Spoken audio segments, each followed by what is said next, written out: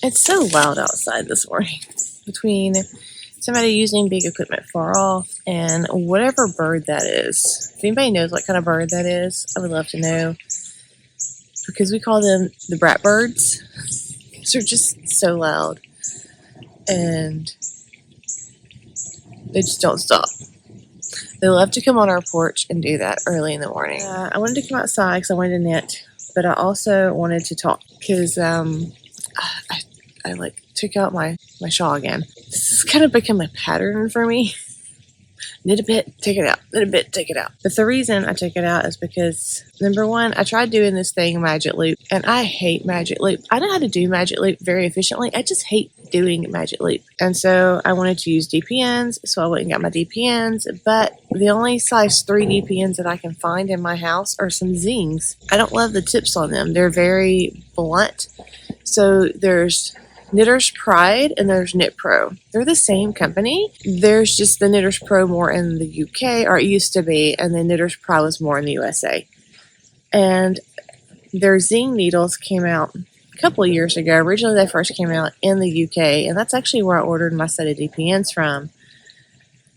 And they're great needles. They're lightweight metal. They just don't have the sharpest tip on them, and when I'm doing anything with lace, I like to have very sharp needles. So I have had this project on my needles for a while, and I didn't like how it was started, and I've been meaning to take it out. And ironically, it was sitting on my Hiya Sharps, so it was a perfect opportunity to go in there and rip that off the needles. And so I did. Didn't write it out. And I only have one set of 3mm Hiya Sharps. So what I'm doing is 2 at a time needles, and I'm doing this in the round that way. I much prefer it than doing Magic Loop. It's kind of like a hybrid DPN method in a way, because you're only using really 2 needles at a time, but you don't have everything going in that complete circle, so you just kind of have the rest of your needles hanging down. And to me, it's more DPN-esque than doing Magic Loop, because again, I hate Magic Loop. And the way this is working, since I only have the 2 tips, is the 2 needles that are the working needles is the only ones that have the 3. And then the other needle, which is not the working needle, which is the needle for me with all the live stitches on it, is actually a smaller needle. So it makes it slide a little bit faster around. And I much prefer this process. To make my little pattern, I am actually kind of following the pattern that he has for the Clue 3, but I'm just heavily modifying it and adding lace and my intarsia. I am using the Make One row as the Make One row, but the row where I would be purling, I'm using that to do my eyelets and my color work aspect. That way, each row, there's actually something being made, but not to those exact stitches. And the reason I'm doing that is because it keeps it easier in my head to know what I'm doing. So I can look at my knitting and say, okay, I made increases on the sides on that row, so I know that I'm supposed to be doing either the color work or making the lace portion for my motifs. So this is what I've done thus far, and this is how it works with your 2 needles. You can see I got some lace going on there, and I'm much happier working this way. And I'm also doing my decreases in a way that they're going to kind of accentuate my lace a little bit. They're leaning in certain angles with purpose, we'll say that. I mentioned in the first of the series how I was going to be doing a couple of questions as we progress through this from this post, and I wanted to answer one of those today. So this question comes from Hook That Yarn, who is Crystal, and she asked about what got me into knitting and crocheting, and then she followed up with what got me into spinning, and then how I've managed my time to do it all. She had a lot of questions. And I kind of talked about my knitting and crocheting in a previous video. I started this video series on my channel. It's more of an audio podcast, so you can have it playing, but you don't feel like you have to watch the screen, because nothing really happens on the screen. It's just a staring off into the woods, and that is why I call it a Yarn in the Woods podcast. And they're located up under the podcast tab on my channel. So there's one called Origins, and I talk about what got me into knitting and crocheting. But I didn't really talk about spinning in that, so I thought I would answer that today. And as far as spinning, I actually started spinning literally the month I started knitting. That's when I started really reading about it and learning about it. And at that time, I watched the Mustache Girls, who was Stacy from Mustache Yarns, and I think it was her friend, but they were always spinning, and I'm like, okay, I want to do that. So I started looking into it, and I found out about some drop spindles, and I got this drop spindle. It is my first one I think I ever bought, and I got it off of eBay. I love this thing. This is a great drop spindle. It has a great weight to it. It's so balanced. It spins so well. And from there, I kind of picked up some more, and then I really wanted this spinning wheel. But I knew that I could not afford a spinning wheel, so I tried to find one that was used. And in my area, it's kind of hard. It's very, very hard, because there just wasn't that much stuff around. There was a yarn store that eventually started selling its spinning wheels. At that time, I didn't even know that there was local yarn stores by me. I knew about them from the podcast, but I'd never been in one, and I didn't even know how to look for one. So I got on Craigslist, and I got on Ravelry, and I located this lady who lives in Georgia, and I saw that she was selling her Ladybug spinning wheel, and I contacted her, and I got a really good deal on it.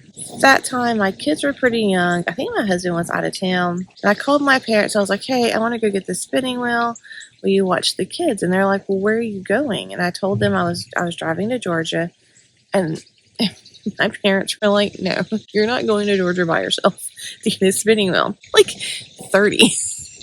My parents were like, no. My parents and my children went with me, and they sat in the car while I made this spinning wheel deal. It's so funny. But I do love my Ladybug, and she is a wonderful, wonderful wheel. And I don't get to use her enough, which is sad, because it's such a pain trying to get her out, and I'm so worried the cats are going to put their paws in her wheel and get hurt when I'm spinning. So that's something that I'm very excited about working on and using again once I get out here. I have a lot of great fiber stash, and I have not got to touch it really in years. And it's going to take me a while to get back into the hang of it, I'm sure, but I'm hoping just to kind of work on some cheaper fiber.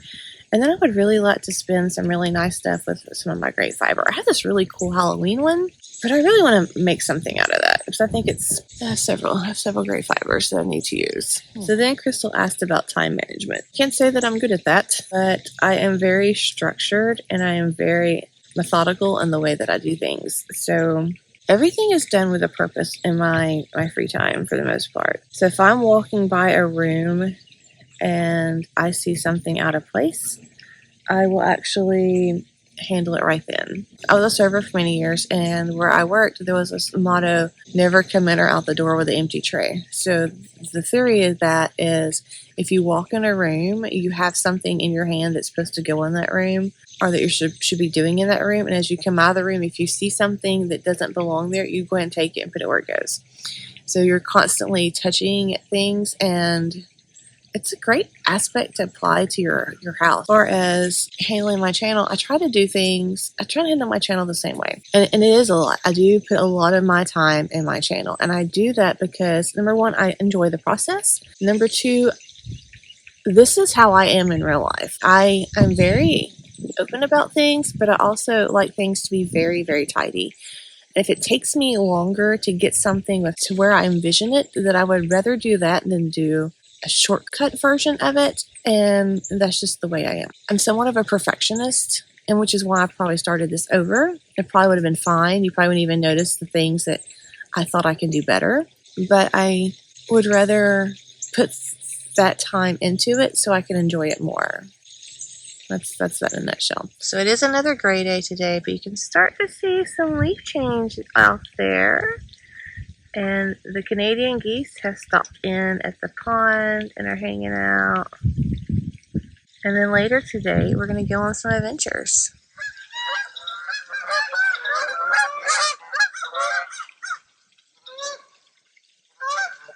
That wasn't my buddies. They're still down there. Oh, they're coming back around. Look, that's a huge flock.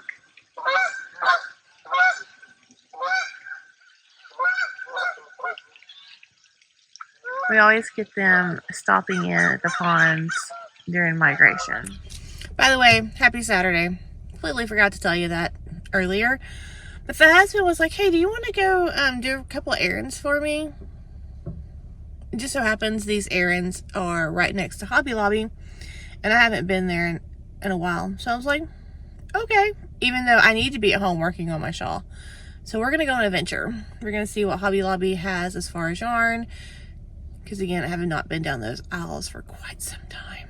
And we're just going to enjoy the pretty scenery.